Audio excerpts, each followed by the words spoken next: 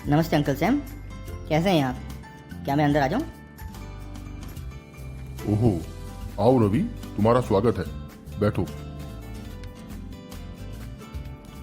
तो बताओ रवि, आजकल तुम्हारे क्लास में क्या चल रहा है? क्लास में सब कुछ अच्छा चल रहा है अंकल, लेकिन आज कुछ ऐसी बात हुई जिससे कि मन में काफ़ी कन्फ्यूजन हो गया है। कोई बात नहीं रवि, तुम बता सकते हो प्रॉब्लम क्या है। अंकल सैम, आज हमारी टीचर ने बहुत सारी बातें बताई, लेकिन एक जगह जाके कुछ समझ में नहीं आ रहा है। वो ये कि एक्सपेंडिचर और एक्सपेंस में अंतर क्या है?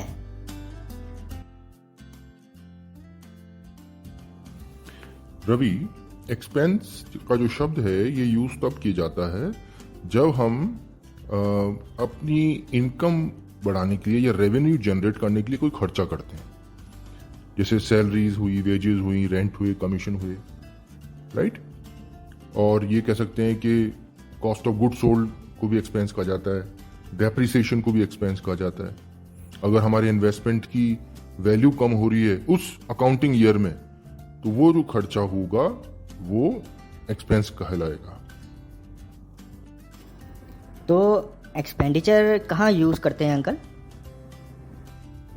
वेल रवि, एक्सपेंडिचर जो ये शब्द है ये काफ़ी बड़ा है और इसको तुम इस तरह समझ सकते हो कि अगर हम कोई भी खर्चा असेट्स लेने के लिए या गुड्स एंड सर्विसेज लेने के लिए या लायबिलिटी पे करने के लिए करते हैं, और इम्पॉर्टेंट चीज़ ये है कि ये लंबे समय तक फैला होगा। इसका मतलब ये कि जो उसका बेनिफिट है वो हम कई वर्षों तक उठाने वाले हैं। उस चीज़ को, उस खर्चे को हम एक्सपेंडिचर बोलते हैं। रवि, एक्सपेंडिचर दो प्रकार के होते हैं। पहला होता है कैपिटल एक्सपेंडिचर। जब हम कोई खर्चा एक फिक्स असेट्स को लेने के लिए या हमारे पास जो फिक्स असेट्स हैं उनमें कुछ एडिशनल करने के लिए करते हैं, और इस खर्चे से हमारी कैपेसिटी बढ़ जाएगी अर्निंग की, या हमें कुछ फायदा होगा, तो और ये फायदा हमें कई सालों तक होता रहेगा, तो उस खर्चे को हम कैपिटल एक्सपेंडिचर बोलेंगे। ये हमारे बैलेंस शीट में दिखाया जाता है। अरे वाह अंकल, ये तो बहुत आसान था। हाँ रवि, हम बात करेंगे रेवेन्यू एक्सपेंडिचर के बारे में। रेवेन्यू एक्सपेंडिचर तब कहा जाएगा जब हम कोई खर्चा करें और उसका बेनिफिट हमें उस पूरे साल में मिले, नंबर 1। नंबर 2, ज़रूरी नहीं है कि वो खर्चा करने से हमारी अर्निंग कैपेसिटी बढ़े। ये खर्चा इसलिए भी करा जा सकता है कि हमारी जो कैपेसिटी है वो मेंटेन रहे, ठीक है। और एग्जाम्पल अगर अपन लेते हैं तो payment of wages, payment of goods and services, payment for purchases, ये सारी चीज़ें रेवेन्यू एक्सपेंडिचर कहलाती हैं।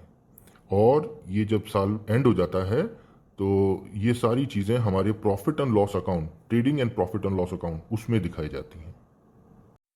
Thank you uncle. अब ये चीज़ें कुछ साफ होती जा रही हैं और समझ में भी आती जा रही हैं। अरे हाँ अंकल, एक चीज़ और। सर ने ये भी बोला था कि एक डेफर्ड रेवेन्यू एक्सपेंडिचर होते हैं, तो ये डेफर्ड रेवेन्यू एक्सपेंडिचर होते क्या हैं? रवि, ये जो डेफर्ड रेवेन्यू एक्सपेंडिचर होते हैं ये एक बड़े बड़े अमाउंट होते हैं, लाखों में इनकी वैल्यू होती है, ज़्यादा भी हो सकती है। और इनकी अजीब बात यह है कि इनका जो बेनिफिट है वो कई वर्षों तक हमें मिलता रहेगा। जैसे एग्जाम्पल लेते हैं, हमने कोई रिसर्च एंड डेवलपमेंट किया और उस रिसर्च और डेवलपमेंट में हमने 10 लाख रुपए खर्च कर दिए, ठीक है। और लेकिन हमने जो मेडिसिन बनानी थी या जो भी कुछ बनाना था उसके बेनिफिट हमें आने वाले 10 साल तक मिलने वाले हैं। तो हम क्या करेंगे, हम उस जो सारा खर्चा है उसको साल से डिवाइड कर लेंगे। इसका मतलब हमें हर साल 1 लाख रुपए उसका बेनिफिट मिलेगा। उसी चीज़ को हम अपना एक्सपेंडिचर मान लेंगे, ठीक है। तो पहले साल हम 1 लाख रुपए हमारा एक्सपेंडिचर मानेंगे और आने वाले 9 साल तक 1 लाख रुपए को एक्सपेंडिचर मानते रहेंगे। लेकिन पहले वर्ष में 1 लाख रुपए एक्सपेंडिचर हो गया और बाकी के जो 9 लाख रुपए हैं वो हो गया deferred revenue expenditure. Thank you uncle, आपने तो ये सारी चीज़ें बहुत ही आसान शब्दों में समझा दी। दोस्तों, आप सब हमारे डिस्कशन में भाग ले सकते हैं। आप सब आपसे अनुरोध है कि इस चैनल को लाइक करें, सब्सक्राइब करें और बेल आइकन को दबाएं, जिससे कि अगर हम जो भी नया वीडियो लेके आते हैं आपको दिखे। Bye for now. We'll meet again.